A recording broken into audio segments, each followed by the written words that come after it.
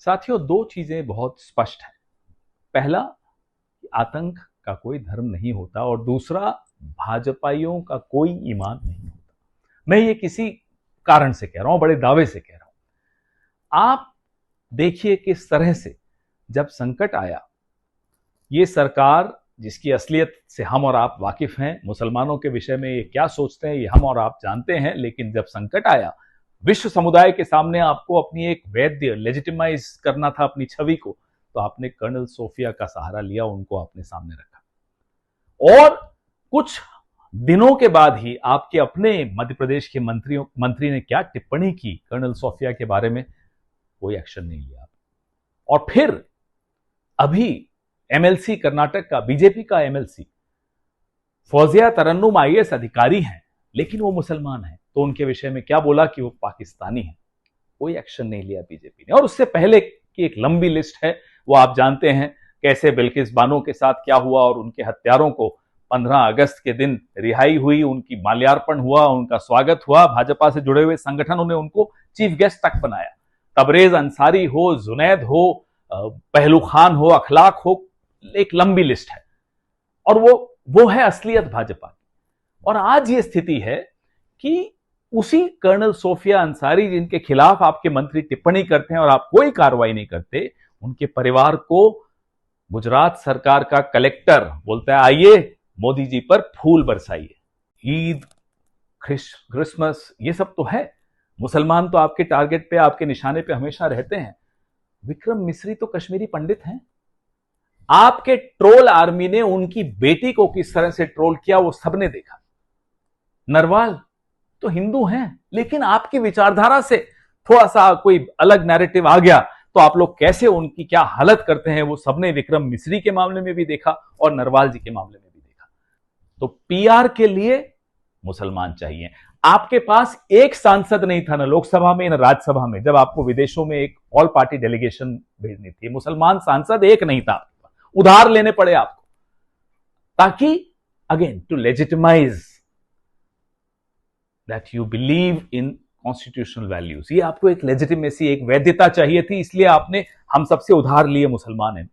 शर्म कीजिए, ये आपकी असलियत पूरी दुनिया जानती है। लेकिन जब आपको दुनिया के सामने नाटक करना होता है, ड्रामा करना होता है, तो वही सरदार पटेल, गांधी, नेहरू का देश ही आपको दिखाना पड़ता है। मोदी और अमित शाह का देश नहीं दिखा सकते आप, क्योंकि मोदी और अमित शाह के देश की असलियत यह है। मोदी और अमित शाह के देश के साथ कोई और देश नहीं खड़ा रहा जब संकट हम पर आया। तो ये भारत है। भारत आपकी छवि की प्रयोगशाला नहीं है मोदी जी। ये 140 करोड़ लोगों की साझी विरासत है, और आप इस विरासत में बंटवारा लाते हो। ईद आती है तो मुसलमानों के खिलाफ अनर्गल बयानबाजी शुरू हो जाती है।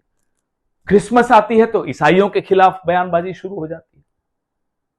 क्या इस तरह से देश चलाया जाता है? आपको अब तो होश ठिकाने आ गए होंगे कि देश ऐसे नहीं चलाया जाता। अब आप ही के एक सांसद जो देश में जब रहते हैं तो तमाम तरह की वाहियात बातें करते हैं मुसलमानों के खिलाफ, आज वो शांति दूत बनकर सऊदी अरेबिया में भाषण दे रहे हैं फिलिस्तीन के पक्ष में। फिलिस्तीन के ऊपर कोई गलत हो रहा है तो हमने कहा कि 1974 में पीएलओ को हम पहले देश थे जिन्होंने मान्यता दी। 83 में नॉन अलाइन मूवमेंट का जो मीटिंग हुआ दिल्ली में, उसमें हमने यासिर अराफात को बुलाया। 88 में पहला हम देश थे जिसने कि फिलिस्तीन एक देश के तौर पर मान्यता दे दी। और आज भी माननीय मोदी जी ने 2200, 2300, 2400 फिलिस्तीन के लोगों को कैसे खाना जाएगा, हम खाना भिजवा रहे हैं। कोविड में उनको हमने इंजेक्शन दिया, कुवैत को भी दिया तो उनको भी दिया। और प्रत्येक साल भारत सरकार अपने बजट में, इवन इस साल भी $39 मिलियन जो है हमने रख रखा है, जो फिलिस्तीन की सहायता देंगे। आप जो है, हम वहां से बैठकर फिलिस्तीन के लिए जितना कर सकते हैं आप उसको करो। वो एक ऐसा राष्ट्र है इजराइल जो किसी की बात नहीं मान रहा है। ये असलियत है आपकी। देखिए, अब फूल वूल नहीं बरसाए जाएंगे, अब संविधान के पन्ने खुलेंगे। हर एक हिंदुस्तानी अपना हक मांगेगा, वो हिंदू हो, मुसलमान हो, सिख हो, ईसाई हो, सब अपने त्योहार मनाएंगे, एक दूसरे के त्योहारों में एक दूसरे को बधाई देंगे। यह है इस देश की खूबसूरती। और अब भी अगर आपको एहसास नहीं हुआ, आप इस देश की राजनीति में रहने लायक व्यक्ति नहीं है, छोड़िए इस पद को। ये असलियत अब आपकी पूरी दुनिया के सामने है, और दुनिया के सामने मोदी शाह का देश नहीं चलेगा, गांधी, नेहरू और पटेल का देश ही चलेगा। जय हिंद।